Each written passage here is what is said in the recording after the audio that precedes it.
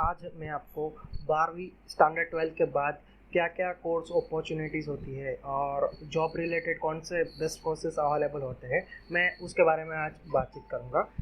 Generally 12वीं में लोगों के 12वीं के बाद लोगों के दिमाग में ऐसा होता है कि हमें ऐसी स्ट्रीम चूज़ करनी है कि जिसमें अच्छी जॉब मिल सके और हमारा करियर सेटल हो सके। ये सबकी एक्सपेक्टेशन होती है और उसके अनुसार काफ़ी सारे बच्चे 12th साइंस, कॉमर्स, आर्ट्स तीनों में से कोई भी स्ट्रीम चूज़ करता है और उसके अकॉर्डिंगली अपने करियर को आगे बढ़ाता है। तो आज मैं आपको बताऊंगा कि 12वीं के बाद कौन सा ल्यूक्रेटिव कोर्सेज अवेलेबल है मार्केट में, जिससे आपकी जॉब सिक्योरिटी और फ्यूचर भी सिक्योर हो सकता है। जी हाँ, तो जनरली 12वीं के बाद इंजीनियरिंग की हम बात करते हैं तो उसमें बहुत सारे स्ट्रीम्स होते हैं, जैसे कि mechanical engineering, automobile, computer, EC वगैरह वगैरह बहुत सारे कोर्सेज और स्ट्रीम्स रहते हैं। तो उसमें से आपके लिए कौन सी बेस्ट है वो तय करना बहुत मुश्किल है, क्योंकि 12वीं के बच्चे को जनरली पता नहीं होता कि उसका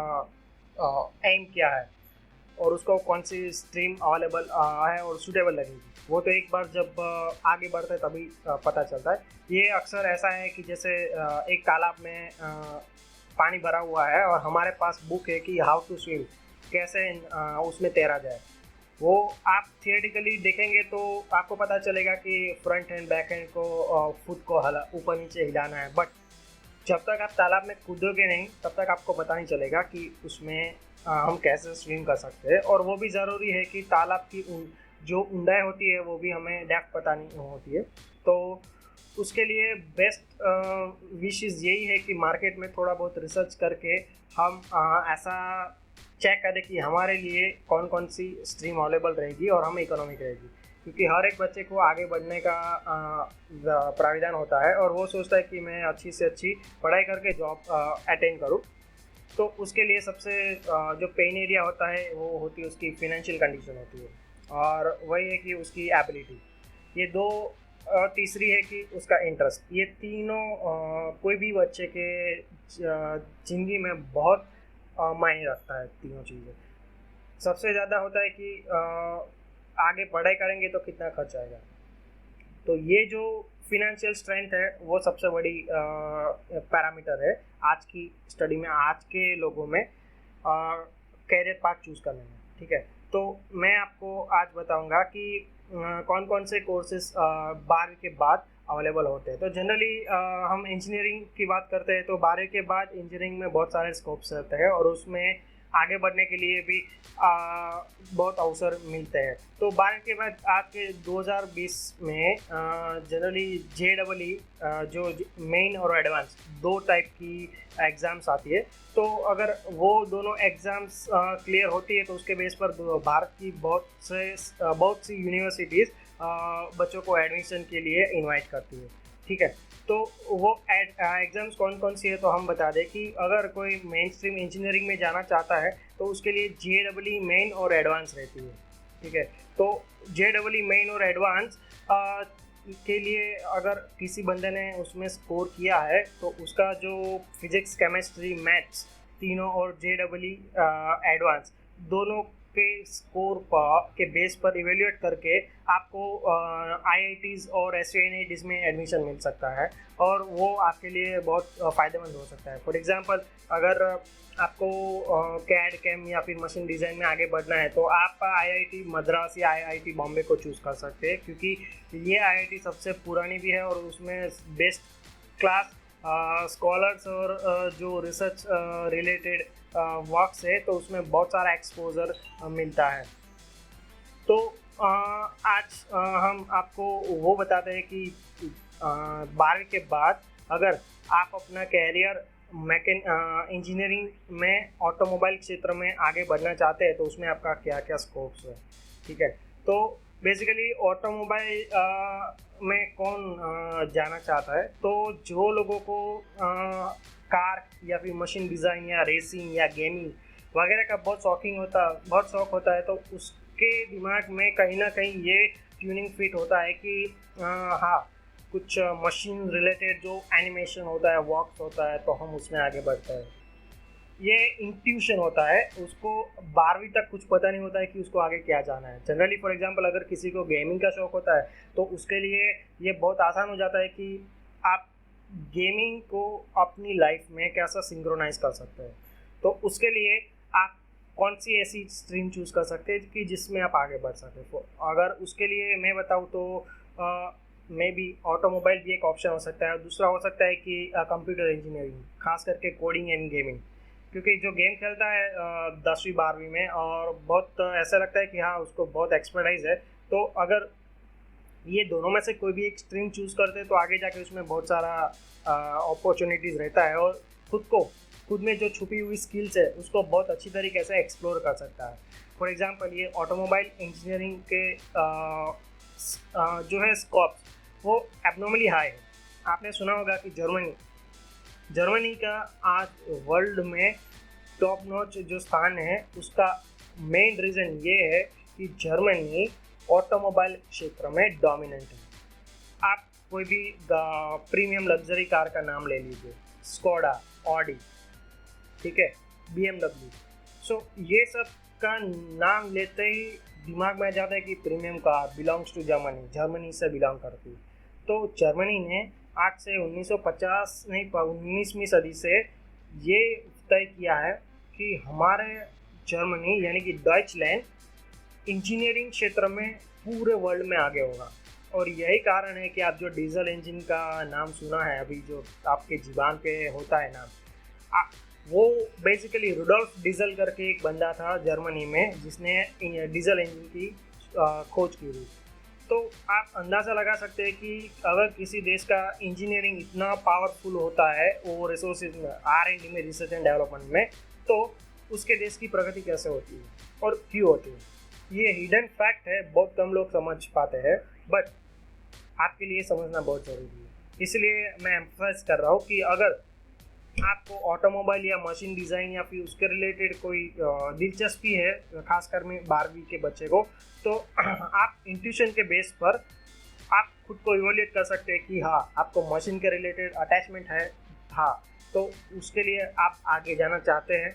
अगर आपको उसमें से अच्छा खासा पैसा मिल सके तो क्या आप उसमें आगे बढ़ाना चाहते हैं कैरियर। अगर आपको लगता है कि ये आपके इंटरेस्ट के अनुकूल है तो डेफिनेटली आप उसके आगे जा सकते हैं।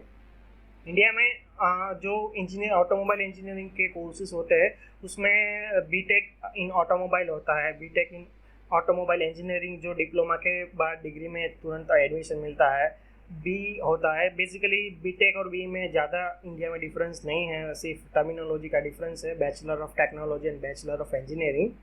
और तीसरा है उसका जो मास्टर कोर्सेज होते हैं, MSc, M.Tech और M in automobile and E manufacturing.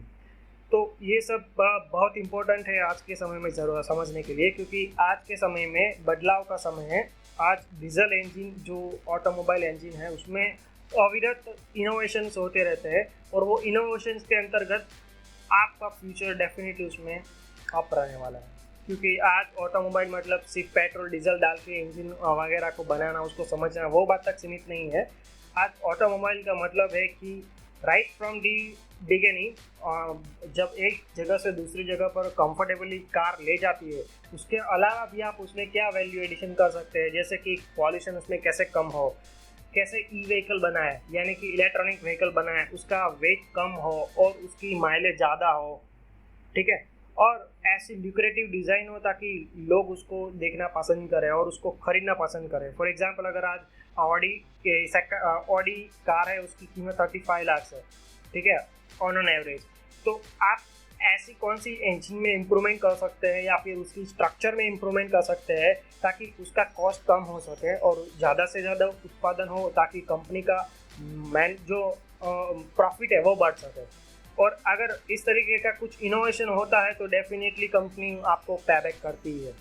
तो इस तरीके से ऑटोमोबाइल का बहुत सारा फ्यूचर है आने वाले समय में। और ये ऑटोमोबाइल इंजीनियरिंग में एडमिशन लेने के लिए क्या क्वालिफिकेशंस होती है, तो उसमें बेसिकली थंब रूल की तरह क्वालिफिकेशन होती है 10+2 और इक्विवेलेंट स्ट्रीम में सीबीएसई या स्टेट बोर्ड रिकॉग्नाइज में से आपको 12वीं कक्षा पास की होनी चाहिए, और आपका जो साइंस बैकग्राउंड कंपलसरी होना चाहिए, फिजिक्स केमिस्ट्री बायोलॉजी, पीसीएम उसको शॉर्ट फॉर्म में बोलते हैं।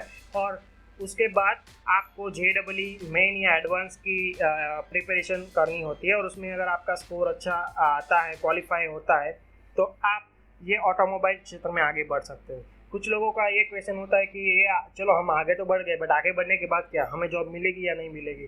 तो ये कन्फ्यूज़न दूर करने के लिए मैं आपको बताता हूँ कि इसमें जो ऑटोमोबाइल इंजीनियरिंग के में जॉब का मार्केट कैसा रहता है। अभी की जो करंट सिनेरियो है उसमें ऑटोमोबाइल की हॉट डिमांड में रहता है, और उसमें बहुत सारे एरियाज है जिसमें जॉब की वैकेंसीज खुली रहती है, जैसे कि service station for automobile company. जो ऑटोमोबाइल कंपनीज होती है उसके पूरे भारत में या पूरे वर्ल्ड में उसके सर्विस स्टेशन होते हैं, क्योंकि ऐसा नहीं होता कि एक बार ऑटोमोबाइल बेच दिया तो रात गई बात गई, नहीं, ऐसा नहीं होता। ये लोगों को लॉयल्टी, कस्टमर लॉयल्टी मेंटेन करने के लिए अपने कस्टमर सर्विस सेंटर भी खोलते हैं, तो वहाँ पर भी आपको जॉब मिल सकती है। और ये कस्टमर सर्विस सेंटर का नाम इतना छोटा नहीं है कि आप उसको ऐसे लेट गो कर सके, but it's like a great value. आप फॉर एग्जांपल मारुति है और दूसरी कंपनीज है, तो दूसरी कंपनीज और मारुति में डिफरेंस क्या है कि ज़्यादा लोग भारत में मारुति की कार खरीदना पसंद करते हैं। तो मैं आपको एक सीक्रेट बताता हूँ कि मारुति में ऐसा होता है कि सर्विस सेंटर में जब भी आप जाएंगे तो आपको बोलेंगे कि ये कार को ठीक करने के लिए मिनिमम 12 दिन लगेंगे, ठीक है। अब जब मारुति वाले ये काम 4 दिन में ख़त्म कर देते हैं, तो 5वें दिन पे आपको कॉल करते हैं कि सर आपकी कार रेडी है, आप चेक करके उसको ले जाइए। तो आपके दिमाग में मेंटली क्या सेट हुआ था कि मारुति ने 12 दिन का बोला था, बट उन्होंने 5 दिन में कार ठीक करके हमें दे दी। तो ये 5 दिन मतलब मारुति की सर्विस है एबनॉर्मली हाई है, सुपर है, वेरी गुड है। तो इस तरीके से ये कंपनी वाले जो होते हैं अपनी शॉर्ट ड्यूरेशन में कार मेंटेनेंस का काम खत्म भी करते हैं और कस्टमर लॉयल्टी गेन करते हैं। तो ये जो एक मैंने आपको इंसिडेंट बताया है, तो ये सिर्फ एग्जांपल के तौर पर है कि 5 दिन में ख़त्म करने के लिए मारुति के पास ऐसे जो क्वालिफाइड पर्सनल्स होते हैं कि वो कंपनी के कोई भी कार को ठीक करके उसको मेंटेन करके देते हैं। तो उसमें ऑटोमोबाइल इंजीनियरिंग का बहुत बड़ा रोल होता है। दूसरा है प्रोडक्शन प्लांट और मोटर व्हीकल कंट्रोल यूनिट। तो मतलब कभी भी ऑटोमोबाइल यूनिट्स में मैन्युफैक्चरिंग होता है तो उसमें हर एक पार्ट को सही तरीके से असेंबल करना बहुत ज़रूरी होता है। तो वो असेंबली मेंटेनेंस में भी बहुत सारी अपॉर्चुनिटीज़ रहती है। तीसरी है कि ट्रांसपोर्ट कंपनीज जो रहती है उसमें भी बहुत सारा इम्प्रूवमेंट और स्कोप्स रहता है। फॉर एग्जांपल रिवीगो है और वीएमआर है, तो ये नेशनलाइज ट्रांसपोर्ट है। और हम बात करते हैं कि जर्मनी की जो डीबी शैंकर है वो वर्ल्ड वाइड बहुत बड़ी कंपनी है।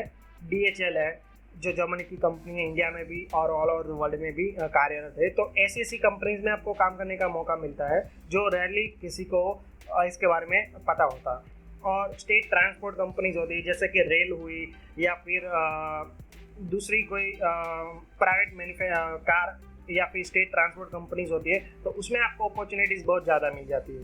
तो ये सारे एरिया में जॉब्स के मैंने आपको बताया कि कौन कौन से रोल्स मिलते हैं और उसमें आपको क्या करना होता है। आपको या ये पूरे 4 साल में जो ग्रेजुएशन में सॉफ्टवेयर डिज़ाइनिंग, डेवलपमेंट और जो फिजिकली टेस्टिंग वगैरह का जो सिखाया जाता है वो आपको 3 साल के बाद 4थे साल में पायलट प्रोजेक्ट आता है।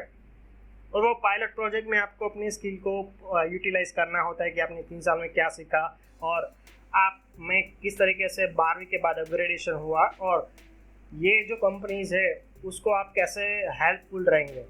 क्योंकि कोई भी कंपनी आपको तभी हायर करेगी जब आप उसको कुछ रिटर्न में काम करके देंगे। काम करके मतलब कि उसको जो ज़रूरत है उसके अकॉर्डिंगली आप काम करके देंगे।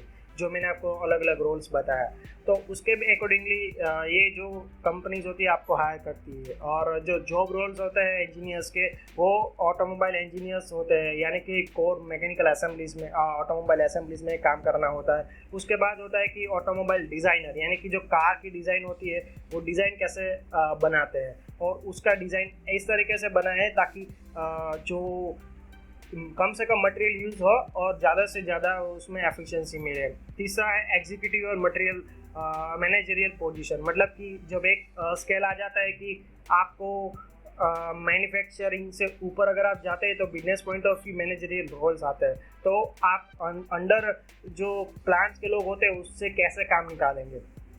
और ऑटोमोबाइल इंजीनियरिंग एंड टेक्नीशियंस, मतलब कि जो ग्राउंड लेवल पर जो काम करते हैं, फॉर एग्जांपल ऑटोमोबाइल असेंबली का जो प्लांट होता है उसमें कार के पहिए कैसे फिट करते हैं, उसकी चेसिस डिज़ाइन को कैसे फिक्स करते हैं, इंजन को कैसे माउंट करते हैं, तो उस तरीके की 1 बाय 1 प्रोसेस किस तरीके से प्रोसेस किया जाए ताकि कम से कम समय में सारे पार्ट जुड़कर एक दूसरे के साथ कनेक्ट हो जाए और पूरी कार रेडी हो जाए। तो इस तरीके से काम करने में बहुत सारे लोगों की ज़रूरत पड़ती है, और सरल भाषा में ये सब लोग या तो टेक्नीशियंस होते हैं या तो ऑटोमोटिव या ऑटोमोबाइल इंजीनियर्स, डिज़ाइनर्स और मैनेजरियल पोजीशन, ऑल टुगेदर ये सब का कलेक्टिव वर्क से एक कार बनती है। ये मैंने एग्जांपल के तौर पर बताया है।